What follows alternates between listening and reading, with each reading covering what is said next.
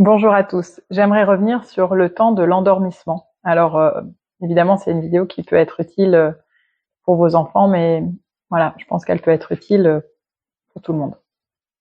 Alors, je me base sur une citation de Pema Chodron, qui est vraiment une femme extraordinaire. Et là, c'est conseil d'une amie pour des temps difficiles.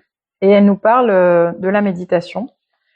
Ce que j'aime, c'est les mots qu'elle va employer, mais surtout à quoi ça peut nous servir à nous. Donc là, elle parle de... alors attendez. Voilà, la consigne de base. Donc elle parle de elle quand elle a commencé à apprendre, et c'est ça sur quoi j'aimerais appuyer aujourd'hui.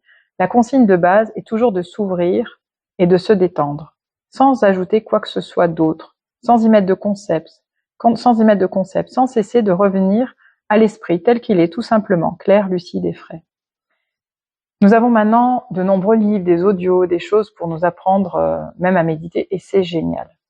Mais là, j'aimerais vraiment revenir à quelque chose de très simple pour les enfants et pour nous-mêmes. Elle dit s'ouvrir et se détendre. Donc, je reviens là-dessus parce que, au final, quand je vois les enfants en début de journée, pendant les vacances ou à la fin de la journée, eh ben, je peux presque savoir ce qu'ils ont fait dans la journée, comme pour les adultes, parce qu'au fur et à mesure de la journée, si je devais caricaturer, eh ben, nous nous sommes rétrécis, parfois même fanés. Et là, s'ouvrir, se détendre, c'est vraiment reprendre sa place, sa taille, mais c'est aussi laisser le corps respirer. Tout d'un coup, quand je leur propose de se déposer sur la table, de relâcher, de s'ouvrir, de se détendre, au bout d'un moment, j'entends un ah, c'est-à-dire que le diaphragme vient faire bouf, un mouvement de ah, j'ai le droit de respirer, bouf. C'est pas que nous nous sommes consciemment interdits de respirer, mais quelque part, si. Il y a une part de nous, je rigole parce que le chat vient d'arriver, et souvent c'est un très très bon enseignant pour moi. Parfois je cours encore d'un endroit à un autre, et je vois mon chat, vous voyez, qui fait tous les mouvements pour se détendre, pour se remettre en place, pour nettoyer son énergie, hein, vous le caressez puis il va bien, se nettoyer après, il se remet bien chez lui, et il dort, et il est bien. Et moi, quand je me couche, je continue, voilà. Voire même, certains me disent, moi je m'endors devant la télé, comme ça m'endort. Ou j'écoute la radio, ça m'endort. Oui et non. Nous savons maintenant que le cerveau va continuer à écouter, à enregistrer. Donc, est-ce que c'est possible de s'autoriser à s'endormir dans le calme, dans le silence, dans l'ouverture et la détente? Ça paraît simple de se détendre, mais au fur et à mesure de la vie, le corps peut avoir des difficultés à se détendre. C'est-à-dire qu'il n'ose plus lâcher. Il m'arrive, même sur la table de soins, d'avoir des enfants. Hier, il y avait un jeune homme de 12 ans, un jeune ado, qui avait les poings fermés. Donc, il arrivait relativement à bien détendre les jambes, les mâchoires étaient pas trop fermées, un peu mais pas trop, les poings étaient fermés. Il y a quelques jours, j'ai reçu une petite fille, elle avait les hanches bien fermées, bien verrouillées, vers l'intérieur, et vraiment les pieds étaient vers l'intérieur. Mâchoire, poings fermés, ventre noué, thorax rétréci, tête dans un étau, tout ça, ce sont justement l'inverse de s'ouvrir et se détendre. Donc la question, c'est comment je peux m'amuser à dire « Allez mon corps, qu'est-ce que tu pourrais encore relâcher ?» Oui, je suis mon corps, mais peut-être que pas aussi bien que j'aimerais l'être. Et du coup, parler avec mon corps et s'amuser à dire « Et toi mon corps, qu'est-ce que tu pourrais relâcher ?»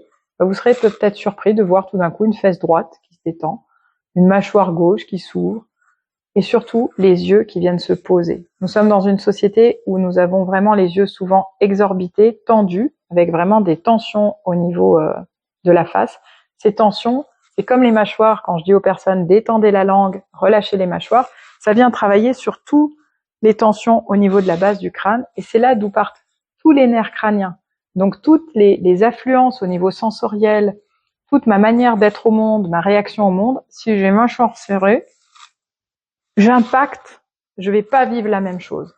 De la même manière, si j'ai la tête penchée, gardez la tête penchée un jour ou deux consciemment. Alors vous allez me dire, il suffit d'avoir un portable, c'est pas drôle, mais ça influe les mécanismes psychiques. Donc s'ouvrir et se détendre, c'est retrouver, j'aime beaucoup cette image, peut-être que vous avez déjà vu ça à un mariage, Vous savez, la musique bat son plein, tout le monde fait la fête, et il y a un endroit où il y a dans un coin un landau ou un couffin ou un tapis, et il y a un enfant qui dort.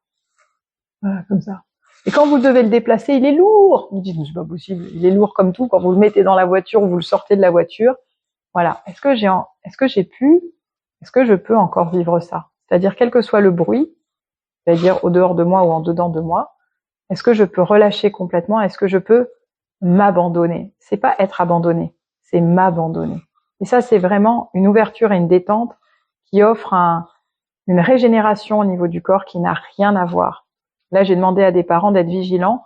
Je recevais une petite fille qui a vécu une forme d'harcèlement à l'école.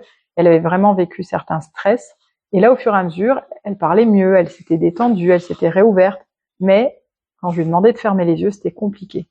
Parce que pour elle, il fallait rester vigilant, mais pas la vigilance bienveillante pour elle et pour les autres, une vigilance d'alerte, une vigilance de qu'est-ce qui pourrait bien se passer. Mais sauf que même les yeux fermés, elle gardait le mouvement oculaire rapide, tout le temps. Et donc je lui ai dit, ça sera intéressant pour nous, elle va mieux, elle va vers les autres et tout, j'aimerais juste qu'elle puisse récupérer encore ses yeux. Et les parents ont dit, mais c'est marrant ce que vous dites, elle est toujours aux aguets. Voilà.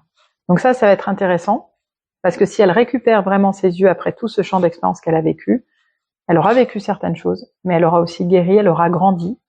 Et c'est ce que je nous souhaite à tous, que chaque journée soit une journée d'apprentissage, de guérison, et que le soir, nous puissions à nouveau nous ouvrir et nous détendre. Après, le bonheur, ça serait de commencer la journée, non pas en attaquant la journée, comme j'ai entendu encore hier, il faut attaquer sa journée, j'ai dit.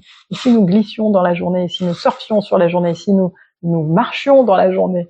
Alors la maman qui était là avec moi et sa fille, elle a rigolé.